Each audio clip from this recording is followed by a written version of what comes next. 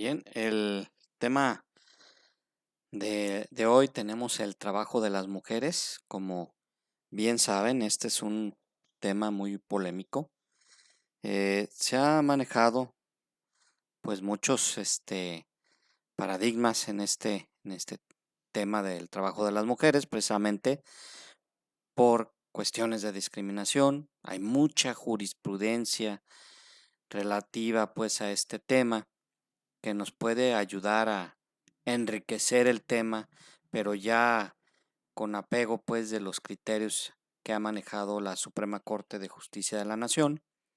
Este trabajo de las mujeres incluso se ha pronunciado, como bien les digo, la Corte con relación a que en algunos casos incluso dejan de tener efecto algunas renuncias realizadas incluso por las mujeres que se encuentran en estado de embarazo, dejan de tener efecto jurídico precisamente por la cuestión de que establece la Corte de que no es lógico que una persona en el estado que se encuentra pretenda renunciar a sus derechos, incluso de seguridad social. Por tal motivo, pues es por eso que se torna un tema bastante polémico, bastante atractivo para muchos, incluso temas de tesis interesantes, ¿sí? Bueno, aquí en este tema vamos a comenzar por ver directamente, ¿sí?, que las mujeres disfrutan de los mismos derechos que tienen, las mismas obligaciones que los hombres, tal y como lo dispone también el artículo primero constitucional. Pues en base a eso se acoge directamente aquí la legislación secundaria, que es en este caso la Ley Federal del Trabajo, y nos establece este punto. Por otra parte, nos dice que las modalidades que se consignan en el capítulo del trabajo de las mujeres tienen como propósito fundamental la protección principalmente de la maternidad.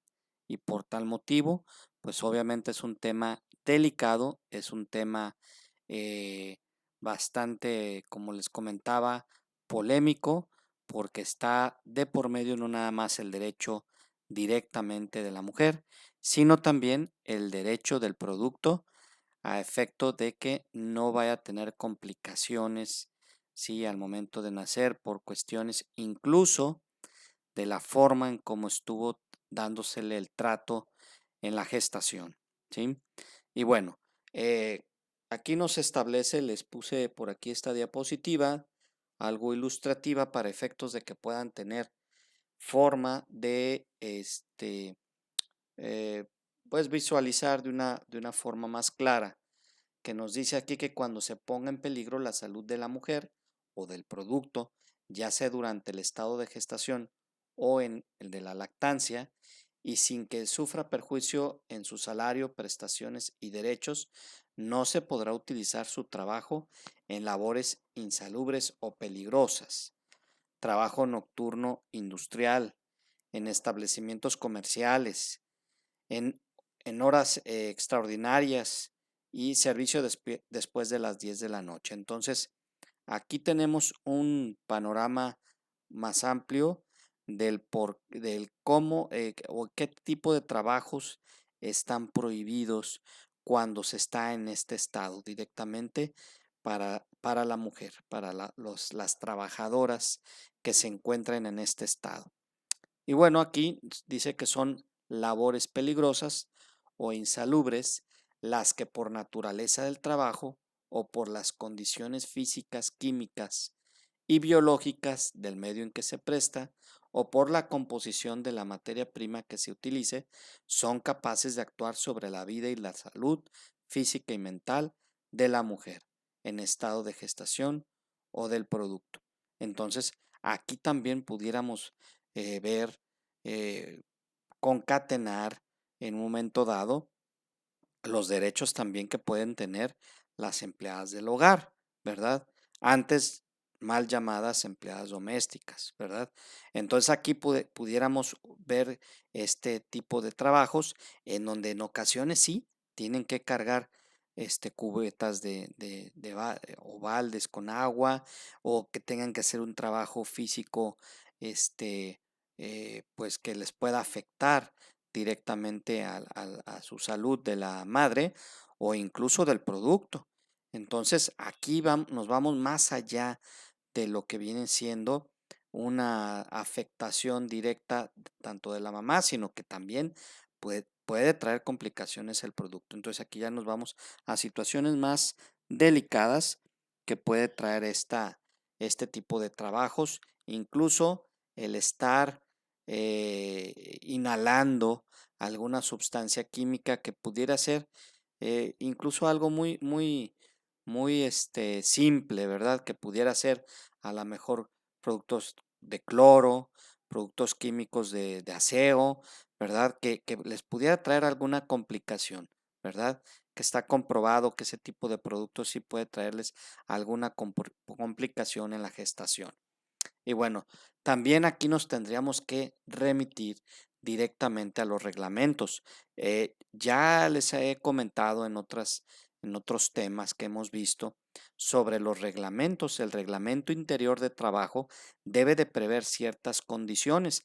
Y aquí precisamente en este capítulo sobre las trabajadoras nos habla de los reglamentos y nos dice que estos reglamentos deben de comprender, ¿sí?, algunas disposiciones directamente para las trabajadoras o algunas prohibiciones también para este tipo de trabajadoras, ¿sí?, que se deben de cumplir, ¿sí?, y se deben de analizar precisamente por la autoridad laboral. Y bueno, nos dice también que los derechos, nos vamos directamente a los derechos de las madres trabajadoras. ¿Qué derechos tienen directamente las madres trabajadoras?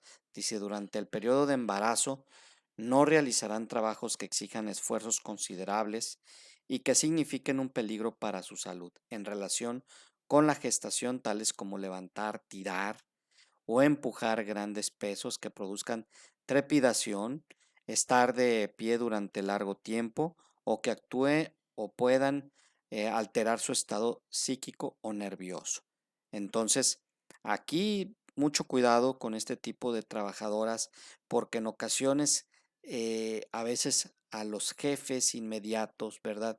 A los supervisores no consideran este tipo de situaciones, ¿verdad? Este tipo de esfuerzos que se pudieran tomar en consideración como un esfuerzo peligroso, ¿sí? Para este tipo de trabajadoras. Entonces es muy conveniente, ¿sí?, que se les dé una capacitación también a los que van a hacer o van a tener a su cargo su personal, entonces para que sepan cómo actuar en estos casos, ¿verdad? En el caso de que tengan una madre trabajadora, cómo deben de manejar su situación a efecto de no tener una consecuencia que en este caso traiga, pudiera ser una demanda laboral o por otra parte, como ya hemos visto, pues eh, directamente una multa, ¿sí? Por la autoridad, en este caso, en la inspección del trabajo, ¿sí? Que pudiera ser el caso. Bueno. Otro de los derechos disfrutarán de un descanso de 6 semanas anteriores y 6 posteriores al parto, a solicitud expresa de la trabajadora, previa autorización escrita del médico de la institución de seguridad social que le corresponda o en su caso del servicio de salud que otorgue el patrón, tomando en cuenta la opinión del patrón y de la naturaleza del trabajo que desempeñe, se podrá transferir hasta 4 semanas de las 6 de descanso previas al parto para después del mismo, es decir, para que pueda disfrutar el mayor tiempo con en este caso, con su hijo, ¿sí? Entonces, de esas 6, 4 semanas las podrán transferir una vez que ya dé a luz la persona, entonces gozará entonces de más tiempo para efectos de estar mayor tiempo con su hijo. En muchos países toman muy en cuenta esto, toman muy en cuenta el tiempo que va a estar la madre o el padre directamente disfrutando de esa convivencia. En muchos países se considera uno de los momentos más importantes para el bebé, para que esos niños estén nazcan con una mayor seguridad de sí mismos. Es importante estos puntos. Dice, y en caso de que los hijos hayan nacido con cualquier tipo de discapacidad o requieran atención médica hospitalaria, el descanso podrá ser de hasta 8 semanas posteriores al parto, previa presentación del certificado médico correspondiente, obviamente que acredite ese estado de discapacidad del producto. ¿Sí? En esos casos podrá otorgársele este derecho en esta situación. Y dice también que en caso de que se presente autorización de médicos particulares, esta deberá contener el nombre y número de cédula profesional de quien los expida, la fecha y el estado médico de la trabajadora. ¿Sí? Para efectos de que sí puedan tener a lo mejor hay una atención particular, la ley contempla también esta situación y bueno, bajo estas condiciones se puede dar. ¿Sí? Bueno. Dice, en caso de adopción, aquí ya la reforma del 30 de noviembre del 2012 nos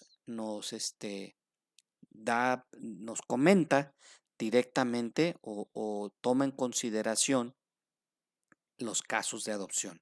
Antes no se tomaban en consideración, por tal motivo esto es uno de los puntos importantes que tiene esta legislación, esta reforma, y nos dice que en caso de adopción de un infante disfrutarán de un descanso de 6 semanas con goce de sueldo posteriores al día en que lo reciban.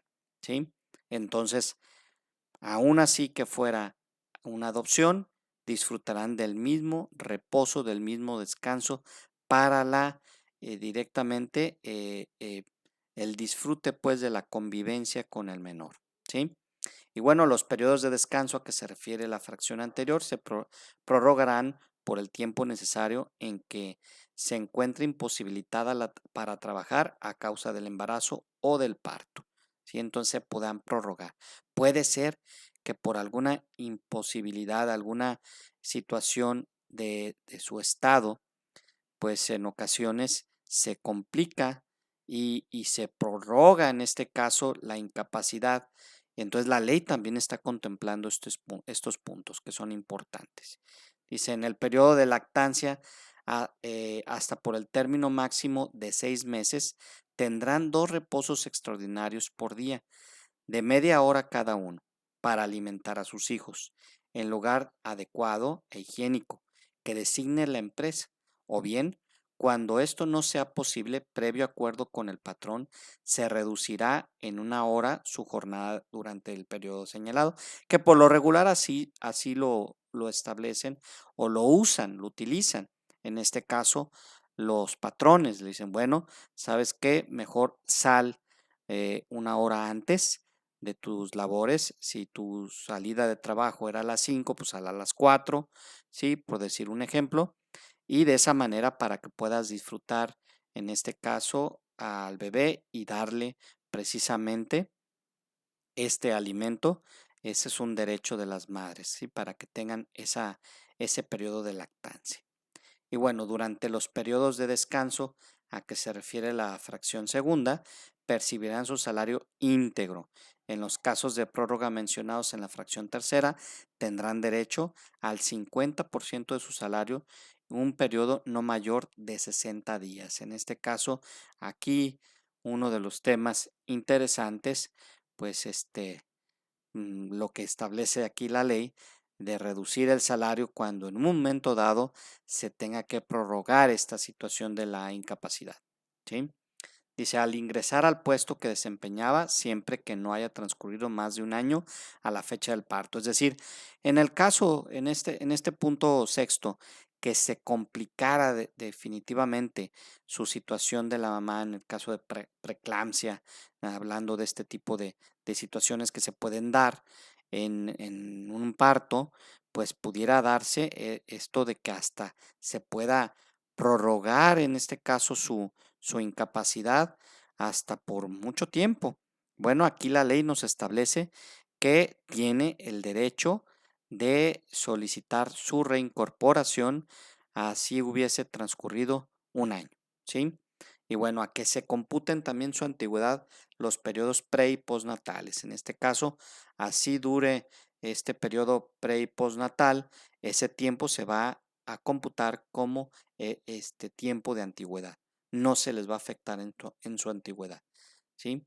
Esos son los beneficios que van a tener en este caso estas madres cuando estén dando a luz o vayan a estar en el estado de gestación.